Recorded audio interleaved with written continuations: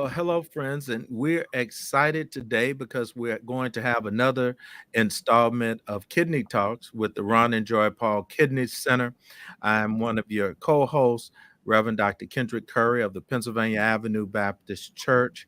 And we also have Dr. Joseph Keith Melancon, who is a transplant surgeon, the chief of transplant surgery at George Washington University Hospital, as well as the Venerable Dr. Clive Callender, who is the leader of MOTEP, which is the Minority Organ Tissue Transplant and Education Program.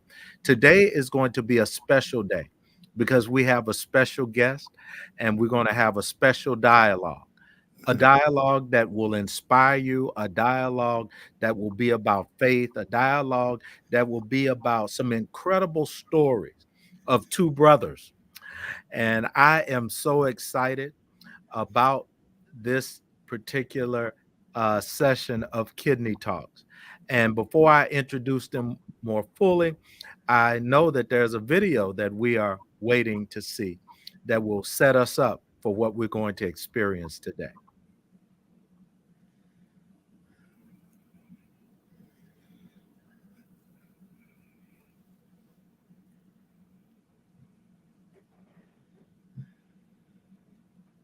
Do you know who the Honorable Judge Carl Oswald Callender is, or his twin brother, Dr. Clive Orville Callender? No? Well, from their traumatic birth story to the loving way an aunt and a church congregation raised them in the heart of Harlem, New York, you're in for a treat.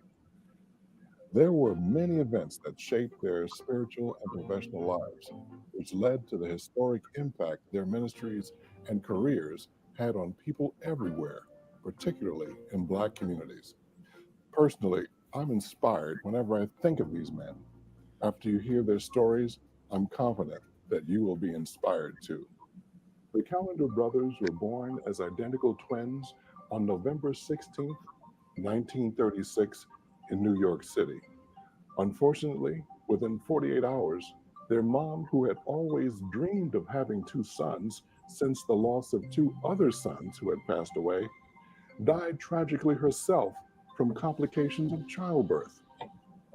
So their Aunt Ella gave them their names and did her best to raise them. Their father, who worked as a railroad train chef, was frequently away from the boys. Without a stable place to live, Carl and Clive stayed in foster homes. The boys were intelligent, but also rambunctious, mischievous, and frequently rebellious. Their restless immaturity kept them from excelling in school and made them a familiar presence in the principal's office. As early as age 7, their faith based life began at Ebenezer Gospel Tabernacle in Harlem. Frequently, they could be seen crawling under the pews during church service, but the love filled response they consistently received from this small congregation of Caribbean immigrant families made a huge impact on their spiritual and professional development.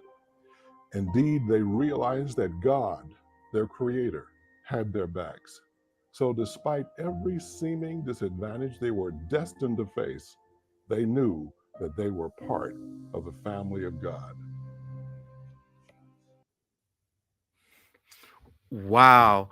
I am so excited, and I hope you are too, to hear a wonderful story of two twin brothers, stories of inspiration, stories of faith and formation, in fact, that come from being forged in the very womb of a mother who loved them dearly and was not able to be.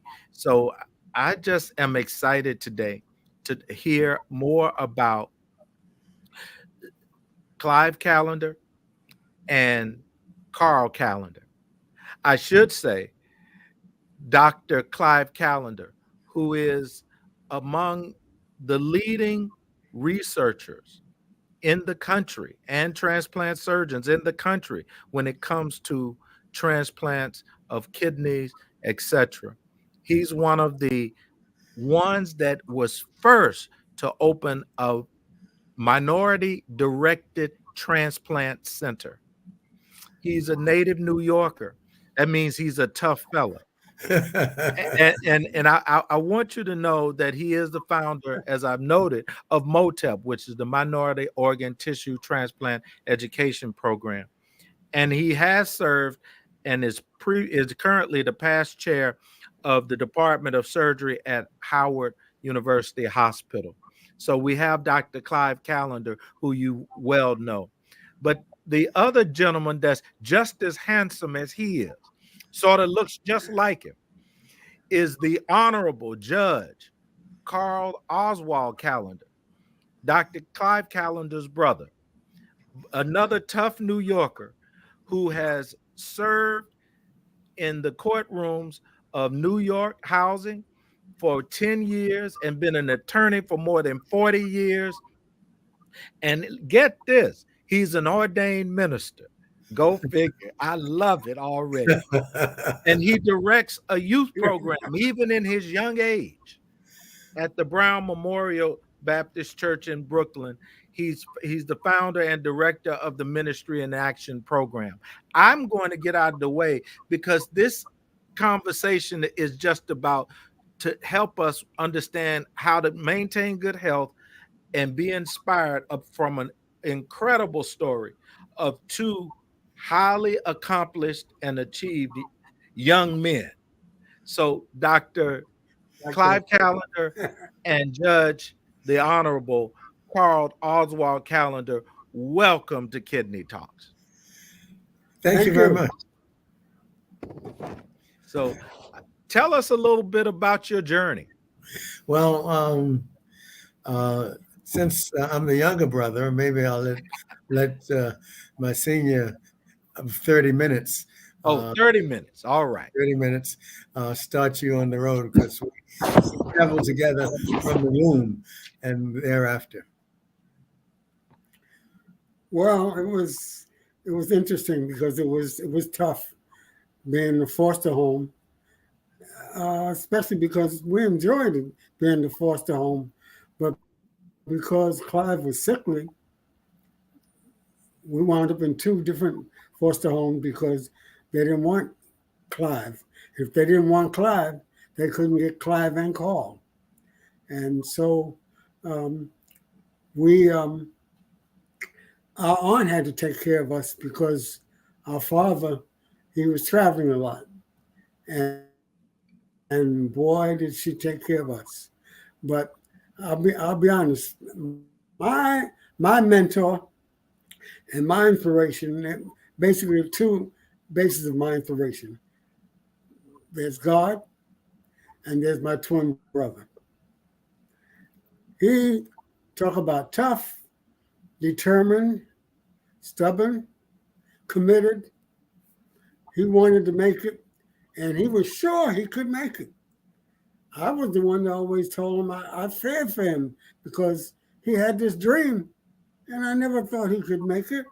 He didn't have any money, and he was talking about going to med school. He was talking about the funny thing about him is he went to med school, and while he was in med school, they laughed. And they told him he was joking and he was not telling the truth.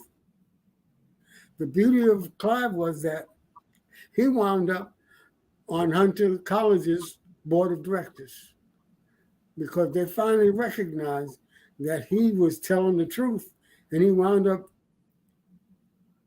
first in his class. So the reason I am is because he made it through. I'll be honest. When I started out, I felt that we were twins. So if he did great, that was good enough for me. You know what my goal was? My aspiration was to be a hobo. I didn't want to do anything. I think Clive was all of it. I didn't need to do anything. And he was always he had the highest IQ in school and Bible study. He was winning all the Bible studies. And actually, I was doing nothing, but I figured that was good enough. If Clive was doing it, that's good enough for me. And then I saw that Clive, in spite of my trying to help him, made it to Hunter and then to Meharry Med School, and then graduated first in his class. I began, with the help of getting kicked out of school and winding up in the service, I recognized the Tell importance of us a little bit education. about you in getting kicked out of high school. Tell us about that. Well, in fact, I I used to try and be a comedian, and so when others would be in class, I would go to the basketball, go to the gym, and I'd be playing basketball and stuff like that. But I'll tell you, I had one teacher, a math teacher, and she said, "You know, Carl, you're going to make it in this class." I was failing them. You're going to make it in this class, and you're going to come to class, and whatever you do, I'm going to be there. And you know, I laughed. I went to the gym. Lo and behold, to my shock, she wound up in the gym and came and brought me to class. I wound up with top grade in that class because she believed in me. And you know, I never forgot that. She believed in me when nobody else believed in me. And the thing that stood out for me was Clive kept at it. And he'd always come back with this trophy, that trophy. And after going into the service and seeing how without an education you had nothing, I went back. I went. After it was interesting. Like our aunt stood up for me. She said, "No, don't kick him out. Give him another chance." They said, "No, he's 18. He's gone. We don't want him back." And so I went in the service, and I got my GED. Then I went back to high school. They used to call me Father Time because I was always the oldest one in the class. But I mean, my brother was such an inspiration to me that I could take all that. That was nothing. And so I went, and our sister Gloria, she was the pioneer because she graduated Hunter College and she wound up becoming a principal. So that was an incentive to me. But that kept me going. And I went to night school, high school, then I went to community college, then I went to Hunter. And me, Clive, and Gloria graduated from Hunter College. Then I went to Howard University Law School. And that's when I became a lawyer. So that's my dropout experience. Wow. Wow. Tell us about there's a group you founded. Tell us about that. Oh, man, well, okay. Well, let me start with I went when I was in Ebenezer Gospel Tabernacle. I became a head of a youth group. It was called National Young People's Christian Association. We went into the streets, and of course in Harlem, you know, there are a lot of homeless people. We went into the streets, and we gave out free sandwiches and drink, and free dinners to the people in that neighborhood, and spread the gospel in that way. And then, not only did we do that, we then went to Ghana, West Africa, Barbados, Jamaica, on the streets, presenting the gospel. And then we established a basketball program. Then I left Ebenezer, and I moved to Brooklyn. And in Brooklyn, at Brown Memorial Baptist Church, we established a group we call Ministry in Action, in which we started a basketball program. And the fascinating thing about the basketball program, everybody liked basketball because, you know, there's a lot of money made by the pros in basketball. And so we brought them in. And the requirement I had in my basketball program was at halftime, you heard the word. And we invited people to know Jesus Christ as their personal Savior. Then what we did, we made a requirement that if you're going to be a part of our program and they love basketball, then you have to come to church at least once a month. So what happened? The church we grew up. We had more young people coming in to the program because we required it, and they wanted basketball, so they had no problem coming. And fascinating thing was, as they came, they brought their parents with them, and then their parents joined the church as well. And then, in terms of encouraging the young people, we also had a scholarship program where we gave out scholarships to anybody interested in furthering their education, whether it was from kindergarten all the way up to technical school, to professional school, to college. And so those programs are still continuing today. One of the things that he doesn't talk about is the number of lawyers who, young black people who are lawyers today because they followed his role model example. Tell us a little bit about that, Carl. Oh, it's interesting. You know, when I decided to become a lawyer, the people at church told me lawyers are liars. You don't want to go into that field. Well, I went into the field, and I didn't know of any lawyers. So it wasn't that I was following anybody's example as a lawyer, but I believed that was what God wanted me to do. So I did it. And as I became a lawyer, other black young people decided they wanted to do that. And we encouraged them.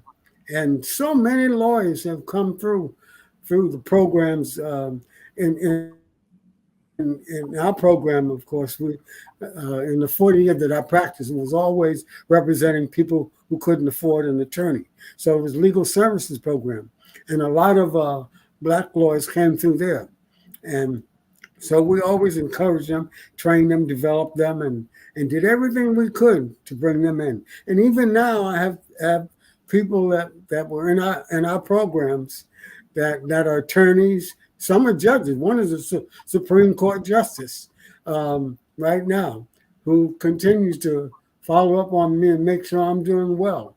And so, the beauty of life is that you can encourage others and be a means of mentoring them and allowing them to follow the same path you tread.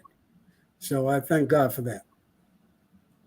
Amen. Dr. Callender, Clive Callender, you have been mighty quiet and asking all the questions. I wonder what it would be like if Very good. the Honorable Carl Oswald Callender interviewed you. So, Honorable Judge Callender, would you interview your brother, Clive Callender? Have him tell us about him. Okay. Yeah. Tell us about that time when I told you didn't have any money and you couldn't make it.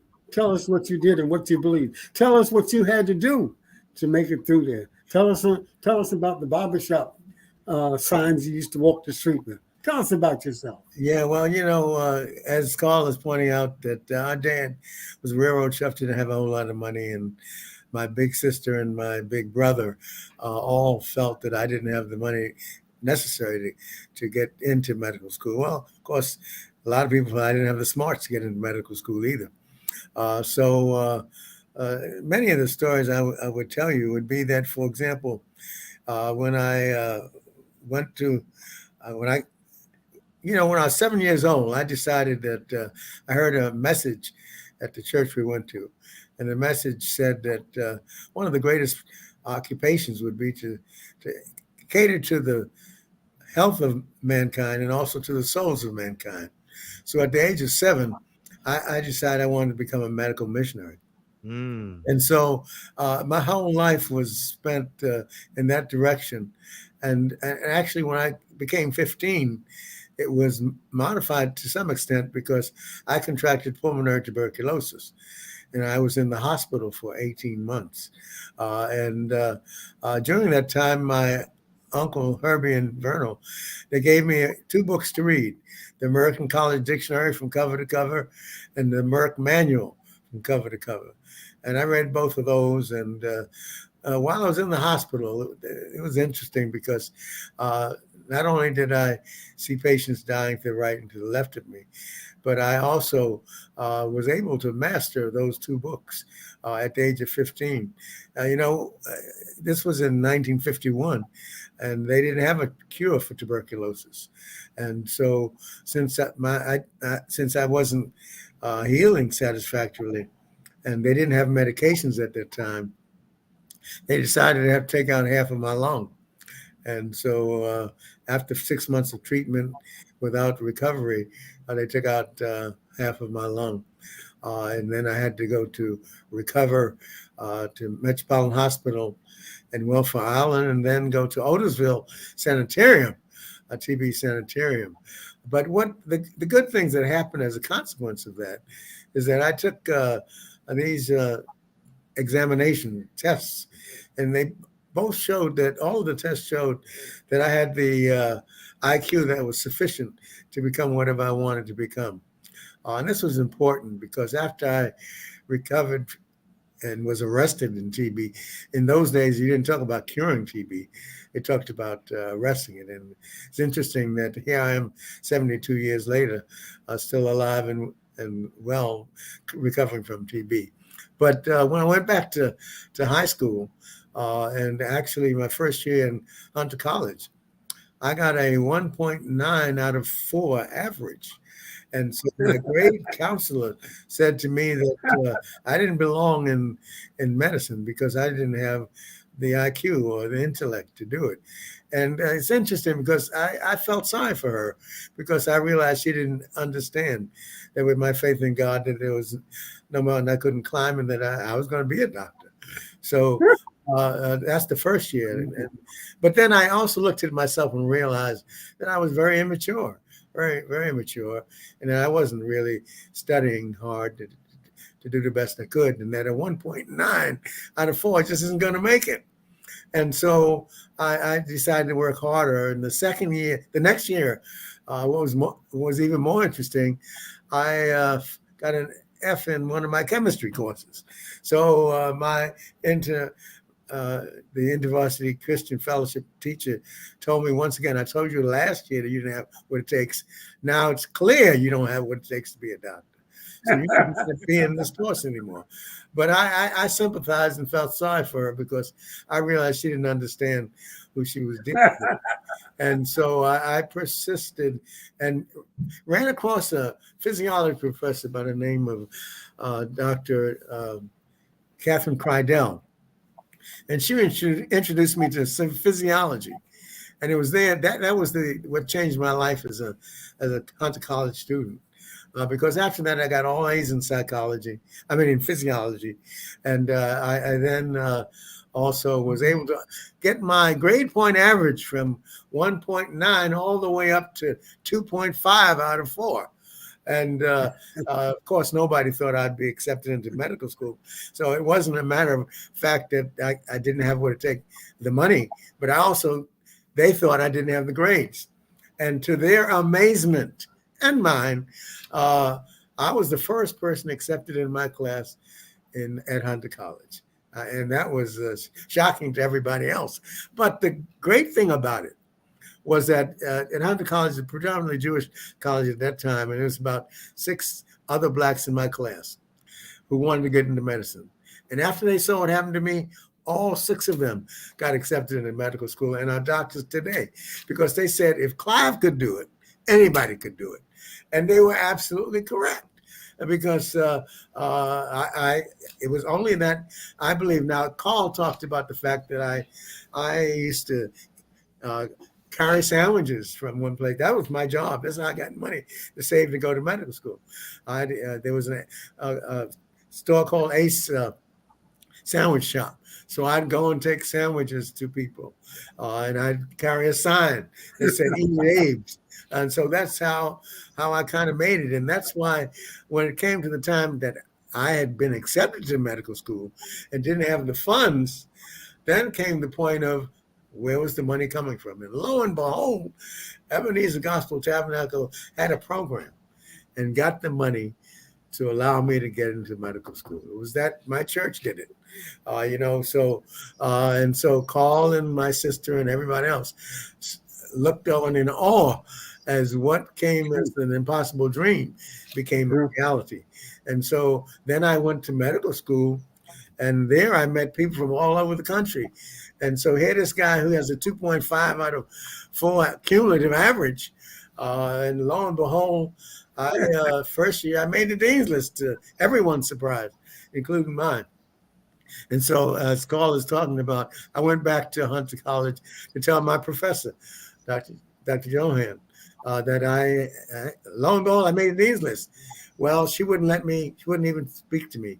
She said to me, Clive, you're a liar. You never went to medical school. You don't have what it takes. Get out of my office. I don't want to see you. And so I then felt very sadly about it. Of course, I greatly appreciate Dr.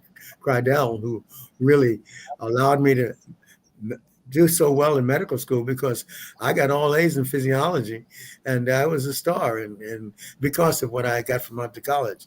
And lo and behold, as Carl had mentioned, a miracle happened, and I finished number one in my class at Meharry Medical College. So it's a kind of story to those people who when people tell you you can't do it, I did it, even though nobody believed I could do it. So then, of course, came the other part of the miracle. I got a chance to, when I finished my surgery training, I encountered a medical student who was from Port Harcourt, Nigeria, and they needed surgeons. And I finished my residency in surgery. And so as soon as I did that, I got my wife, Fern, and we both went to Nigeria to have my life's dream come true, to become a medical missionary. And so when I finished my first 9 months, my wife and I returned. But my twin brother was there as I got off the airplane. And what he noted was that I had lost about 50 pounds and I was skinny as a rail. And so the question was, I wanted to be a medical missionary, and I had a chance to do it. But was Africa good for me? I may have been good for Africa. The question was Africa good for me? And so because of the work at Howard University's Freedman's Hospital and Bill Matoy, who introduced me to transplantation, I then got an opportunity to make a decision: go back to Africa for 3 months or go to Minnesota and learn how to be a transplant surgeon. And so I decided I'd go back to Africa for another 3 months. And I went back, and I lost 25 pounds and contracted malaria, and decided that maybe God's plan for me was to be here in the United States. And I had a classmate who did vascular surgery with John Nigerian in the University of Minnesota. And I wrote a letter to him, and I got a postdoctoral NIH fellowship, and actually went to University of Minnesota after I got back from Africa, and learned how to do transplant, and then came back and started the transplant program at Howard University. Life at the University of Minnesota was very unique, because John Nigerian was somebody who never saw color. He only saw ability. And so that was a great experience for me. And I came back and started the transplant program and recognized that Blacks were rarely organ donors. We certainly needed transplants more than anybody else, but we were really organ donors. And so with this in mind, I decided, because of my religious background, that we needed to do something about it, and started the organ donor programs in the District of Columbia, with working with Kidney Foundation and actually Tony Englert. And as a consequence, long story short, we conceptualized the DC Organ Donor Program, and then the Downtake Initiative Program, which got us to go across the United States. Because of a program funded by the Dow Chemical Company that allowed me to go to 25 cities in the United States to talk about the need for Black donors. And the end result is that because of Louis Stokes and John Ruffin and Louis Sullivan, my work received $16 million between 1993 and 2010 which allowed us to develop the MOTEP program and develop 20 sites in 20 cities across the United States in all ethnic populations. And the end result of that was that the number of minority donors doubled and the number of African American donors tripled. It was interesting because Keith and I were together, and when I discovered, to my amazement, that when I looked at the data, that in 2010, that blacks were the number one ethnic group that donated organs, which was a complete shock to me. Keith, you remember that day? That day? Oh, absolutely. And I remember how surprised you were, and which was special because you had been in the fight for so long, and it's funny, that's how God works, right? Yeah, that was amazing because Keith found he and I were together looking at the data, and lo and behold, yeah, I was thrilled, and we of course we collaborated on a paper together to show the from the bottom to the top. That's the title actually that Keith gave me. Right. To the top. So because because you started at the bottom, now you're here. So I hear. Hey, Drake. See, Drake got that from us. Yeah, that's what I'm hearing. That's what I'm hearing. That's what I'm hearing. Yeah. Wait, can I ask, Reverend Kirk? Please. I was going to ask you to do that. Yeah, what a phenomenal story, Dr. Callender, for both you and your brother, the judge. And so my question is, this is like a biblical story. That's so right. My question is, when you guys were little boys, was there something that happened in your faith life that convinced you that God had something out there for you? Because you were two poor Black orphans in New York City at a time where America, I mean, even today, but at a time as America was not very welcoming to poor Black little boys, and you guys had it tougher than most. Something had to happen that made you know, no, there's something better out there. Well, the critical thing that happened was when we left. My stepmother, Marianne O'Gara, was hospitalized because she was mentally ill, and we were then sent to live with our aunt. And our aunt was a very religious lady. Right. We spent from Monday to Monday in church. And we learned how to read the Bible. We learned how to reading the Bible. We learned how to do everything we do to talk, to perform, to act, to sing, all those things we learned in the church. And the interesting thing about it, Carl has always been the guy who was and he won't like to hear me say this, but he was the lover. I was the Carl was the lover. He had all the girls. I was the bookworm. And it's interesting. After he came out of the service, I never forget. He told me he wanted to be a policeman. I told him, "You're out of your mind." And no, that's not going to work. And lo and behold, he demonstrated what could happen when he became a judge. But that's kind of an answer to your question. Okay, that sermon that I heard though at the age of 7 transformed my life. Now, why? Now, what you have to understand is that Carl and I in church at that age were crawling around in the church. You would think that we were not paying attention to the sermons. Right. Now, why I suddenly listened at the age of 7 to hear that sermon and have that change my life, I can't answer you why. But that's what happened. For Carl, I don't know, because Carl was the lover. He was had all the girls. He was dancing and all those things that I didn't do. So in Somebody many ways, had to do it. so in many ways, when he got kicked out of school, that was a blessing. Lord have mercy. So you talked a lot about adversity, and interwoven in that story has been faith, and in that has been work ethic and grit and determination. Can you say more about how family plays a role in helping with adversity, how faith plays a role, and how you continue even now, in as you look back on it, to make sure that the future generations will be able to understand and appreciate your story.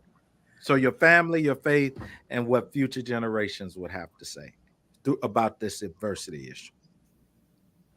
You know, when you and I think physical health is important, critical.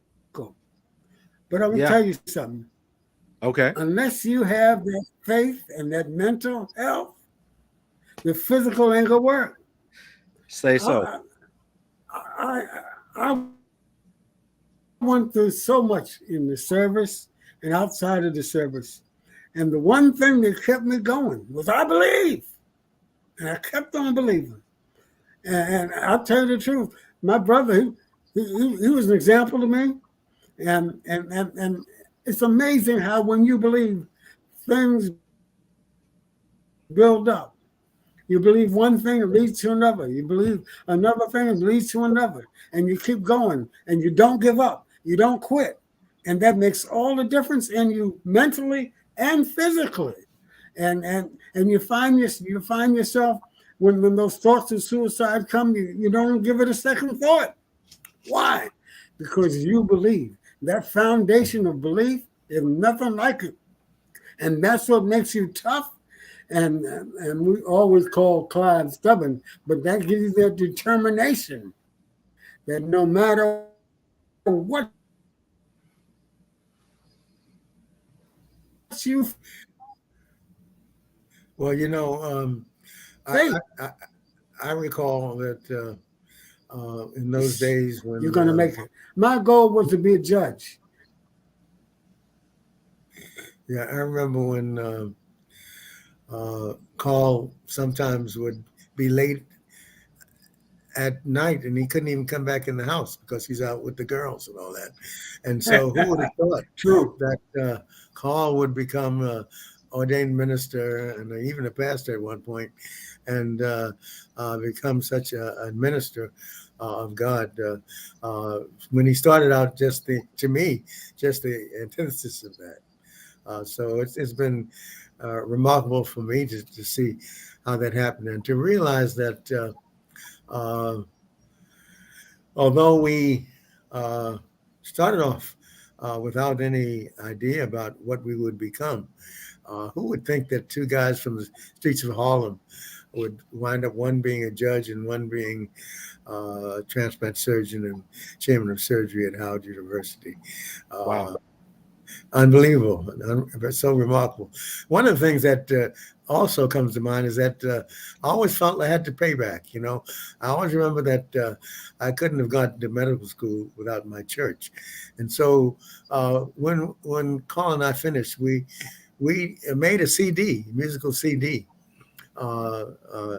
songs to inspire, and I was able to. We were able to raise $15,000 that we gave back to our church to kind of say thank you for getting me the funds so I could go to medical school.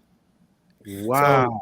So the payback feeling and the joy that I got from the fact that my church would sponsor me when I had no other way to do it, and the opportunity to say to them thank you.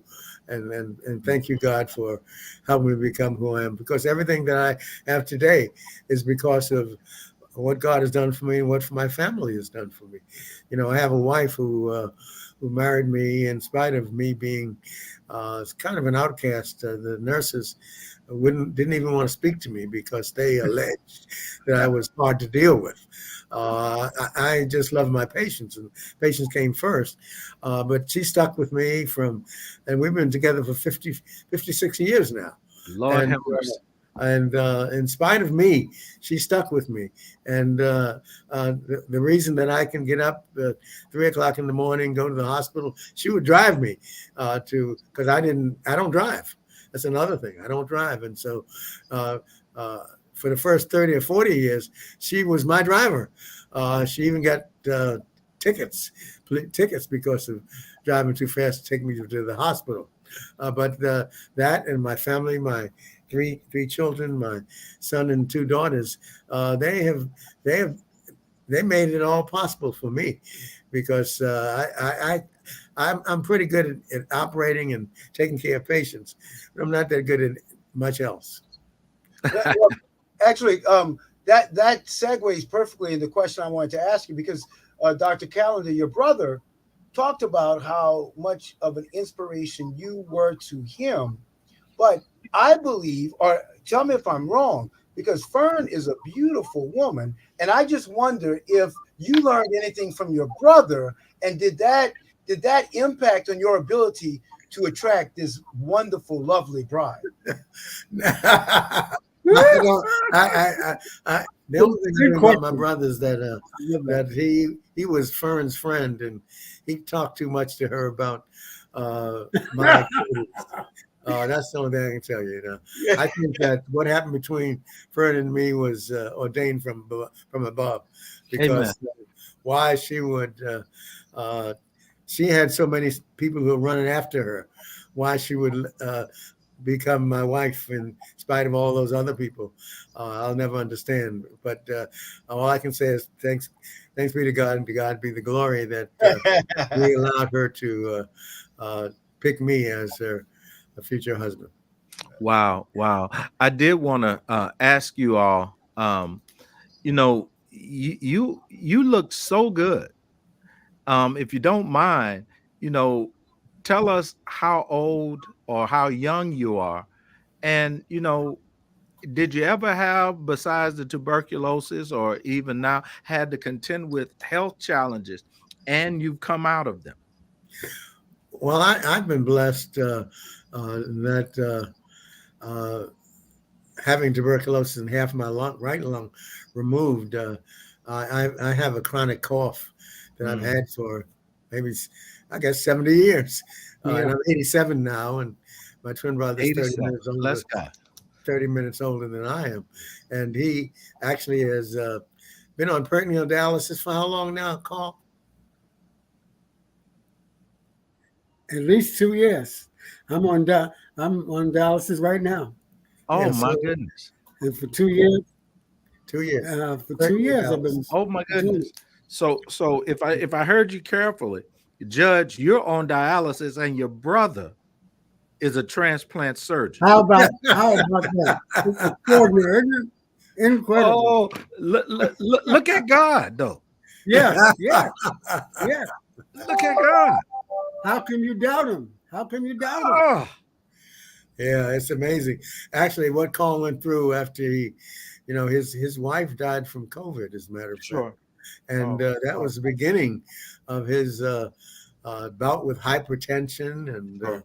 kidney failure Sure. and all of that. And his kids, Carl, Sean Callender, and Tabitha Irene Callender, made a difference in his life. That he had Yes, yes. uncontrolled hypertension. He had to be dialyzed and got on peritoneal dialysis and mastered that. So tell him about that experience, Carl. Oh well. First of all, it's interesting. Like we're talking about God. Now, my wife, she had kidney stones, which led to gallstones, which led to kidney failure. So I was taking care of her for at least 3 years while she was on dialysis. And lo and behold, when she died, it was a tremendous thing hurt to me, and I lost a lot of weight, He was down and to 116 pounds. He's wow, now 170 pounds. So Mm. that yeah, he had uncontrolled hypertension. He had many problems, and his son and daughter really. and they took me through, and my daughter still every morning she comes and starts the dialysis treatment for me. My son takes care of me marvelously. God, well, there's nothing like God to make those things happen. Not coincidental, and that's why it's so important. What you believe not only deals with your mental, but your physical as well. Look at Clive. He's been dealing with chronic coughs for as long as ever since he got out of the sanitarium. Did that stop him? No. Why? he wouldn't let it stop him because he believed in God. He sings a song, Impossible Dream. And he lives it. And so I live it too. I remember when I started dialysis, I wondered what could happen. And I was afraid of it. But I'll tell you something. My brother told me to try it, and I did it because he said try it. But I wondered about it. But now my mental health is better than it's ever been, and my physical health as well. Clive will tell you. I send a report to him every day because he requires me to send him my blood pressure and everything. And my blood pressure, it shocks me that it stays low. Because I remember when I used to, I don't know if Clive remembers, I remember when I used to approach 180 and 190. Oh, yeah. And you had insomnia. He didn't sleep after his wife died for 1 whole month. And when he got to 116 pounds, 116, it was remarkable to see him go from 116 to now he's up to 174. So that it makes a that's difference another what you miracle. believe. It makes a difference. Oh, doesn't it? You know, when we were 7 years old, we wanted to be baptized. They said we were too young for that. But then what they did was they interviewed us. When they saw that we knew the Bible and we knew what we were doing, we got baptized. Remember that, Clive? Yeah. Oh, that sounds like a book, from playing on the church floor to the baptism. That sounds like it. It's interesting, Dr. Melancon, that Judge Callender would have kidney disease or be on dialysis.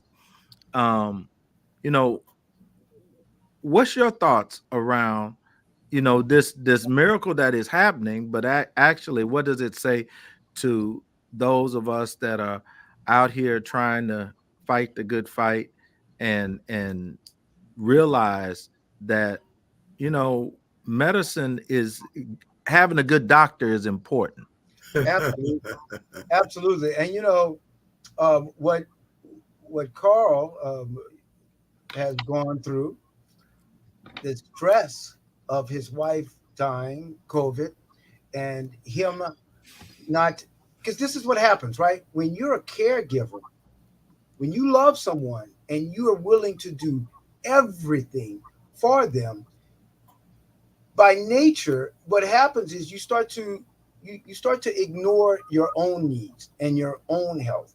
And that's what happened to Judge Callender, right? He's taking care of his wife because she is ill. The stress of COVID wasn't just a viral disease. It was something that, the entire country was shut down for a whole year. So it really had a massive effect on the lives of people. So you take a octogenarian, someone that's already in their 80s, and you now put on this massive amount of stress. He's got blood pressure issues, and then you give him the worst news he could ever get in his life, that he loses the person he loved more than anyone in the world. And that was hard for him to take. It's a natural thing, but grief is an illness, right? And he went through that, and so the combination of being in his beyond, you both of you you've already lived beyond normal life expectancy. You're on borrowed time. You're on right. You said, but in Louisiana, we call that lagna. Y'all have gotten something extra, right? Extra. Right.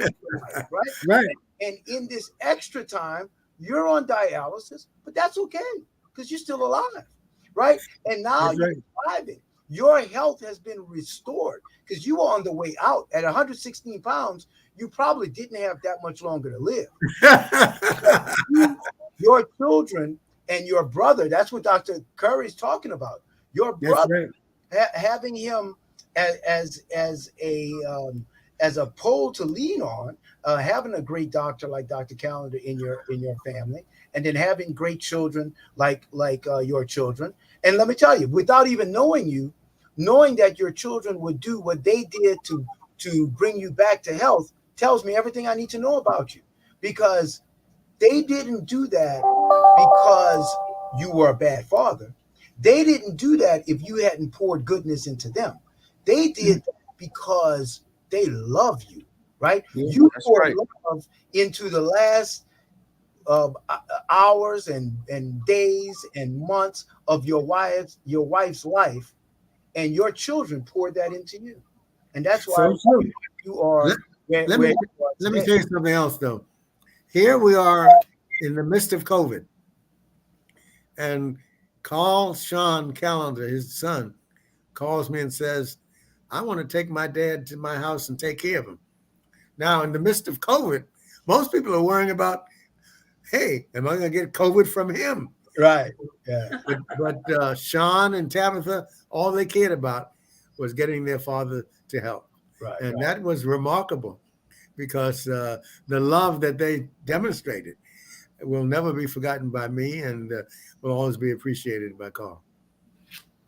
Well, that's why y'all got that lanyard life. Little something extra, a little something extra. But You're it's a right. beautiful That's story. it. It's a beautiful story, and I'm so happy you guys have had the opportunity to share it, because it is absolutely inspirational. Down south we say you didn't steal nothing, right? You had to work your butts off to get to where you've gotten, and it's a miraculous story, because I tell people now, I'm like, if you don't have a 3.5 GPA coming out of college, Right. don't Right. apply to medical school. So true. Todd Callender saying he had a 2 point. I mean, I can't believe they opened the application. I mean, let alone you got kids. I mean, that's a miracle. That's a So miracle. somebody said it earlier. Yeah, Mr. Wanda Johnson said it, and I was thinking it. You said, "But God." Exactly. But God. If you don't have the 3.5 Exactly. or whatever it is, but God. That's right. And the reason I love it is because Right. but is a contrasting, contravening, coordinating conjunction. So Yeah. if something is negative Yeah. that comes before it, then whatever comes after it has to be positive. Yeah. So Thank I you. love. Thank you. Remember, I love when he said, so and so didn't believe in me, and so didn't believe in me. I felt that's sorry it. for them, because I felt sorry. you Yeah, know, like that. Yeah. You don't know who my daddy is. I heard a reference. That's right. You don't know who my father is. That's Exactly. right. That's Okay, it. I heard Abba. My father is the king of the universe, man. that's That's right. right. Not just of the God world. in you is an army, right? So Right. God is an army, and that's what you had. You had an army. But the thing that I loved about it was that my classmates, when they saw it, I could do it. They They did it. believe. They're all the doctors today.